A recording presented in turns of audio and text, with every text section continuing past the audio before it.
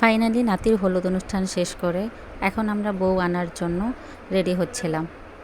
তো মাগরিবের পর রওনা হওয়ার কথা, সেখানে গাড়ি আসতেই ছিল না, অনেক অপেক্ষার পর গাড়ি আসলো। হ্যালো এভরিওয়ান, আসসালামু আলাইকুম। প্রতিদিনের মতো নিয়মিত ব্লগ নিয়ে আজকেও আমি আসলাম আপনাদের সামনে। আপনারা সবাই কেমন আছেন? আপনাদের দোয়া এবং ভালোবাসা আলহামদুলিল্লাহ ভালো আছি। আর এই যে বিয়ের আমেজে আছি। তো বউয়ের বাড়ির উদ্দেশ্যে রওনা করলাম রাতের বেলা। কি সুন্দর একটা ব্রিজ পার হইলাম আমরা। বউয়ের বাড়ি আমাদের বাড়ি থেকে বেশি দূরে না, অবশ্য মাত্র 3 কিলোর মতো রাস্তা হবে হয়তোবা।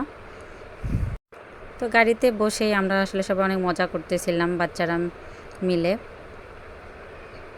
আর অনেকেই বিয়েতে অ্যাটেন্ড করতে পারেনি, তাদেরকে আমরা অনেক মিস করতেছিলাম। তো চলেই আসলাম আমরা বউয়ের বাড়িতেই।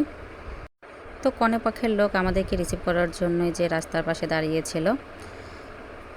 তো আমাদেরকে গেটে আর আটকালো না, আমরা সরাসরি রুমে চলে গেলাম। আর বরের গাড়ি এখনও আসেনি, পিছনেই আছে। তো পাশেই তো অনেক সুন্দর বসার মতো অনেক জায়গা করছে।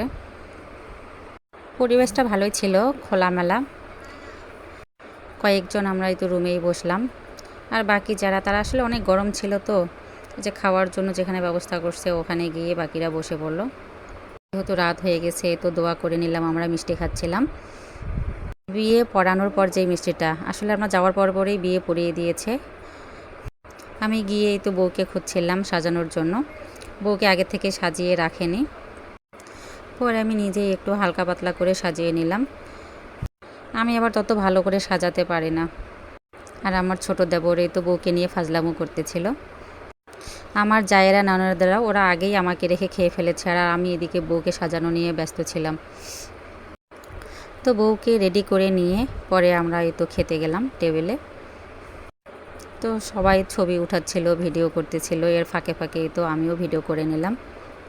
তো মজার বিষয় হচ্ছে এই যে বরের যে প্লেটটা দেখতে পাচ্ছেন, কি সুন্দর করে ওরা সাজিয়েছে।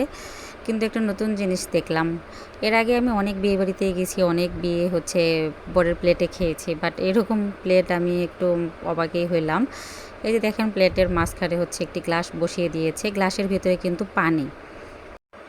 তো এই পানিটি সরিয়ে আমাদেরকে আর কি খেতে হবে। কি অদ্ভুত না? কিভাবে এটা সরানো যাবে দেখেন, আমরা অনেকভাবেই আসলে ট্রাই করতেছিলাম, বুদ্ধি তো কাজ করতেছিল না। যাই হোক, আশেপাশের মানুষজন আবার একটু হেল্প করতেছিল। তো বরের দুলা ভাই, মানে বোনের হাজব্যান্ড, উনি এটা চেষ্টা করতেছিল। টাকা দিয়ে নাকি এভাবে ভিতরে যে আস্তে আস্তে করে দিয়ে আর কি কৌশল করে এটা নামিয়ে ফেলবে, যাতে করে পানিটা নিচে না পড়ে যায়। যাই হোক, অনেকক্ষণ চেষ্টার পর যখন 100 টাকার নোট দিয়ে হচ্ছিল না, তো তখন ও আবার আরেকটা 10 টাকার নোট বের করলো নতুন দেখে। তো পরে যেটা বুঝলাম যে গ্লাসের ভিতরে নাকি এভাবে করে যে নতুন চকচকার নোট এভাবে করে দিতে হয়, তাহলে নাকি পানিটা পড়বে না। তো অনেক চেষ্টা করতেছিল। যাই হোক, আমরা আসলে সবাই মজাও পাচ্ছিলাম বিষয়টা দেখে। আসলে এটা একটি অদ্ভুত আর কি মজার বিষয়। এগুলো মজা অবশ্য বিয়েবাড়িতেই হয়, আবার নতুন নতুন জিনিস আসলে শেখা যায় বিয়েবাড়িতে গেলে।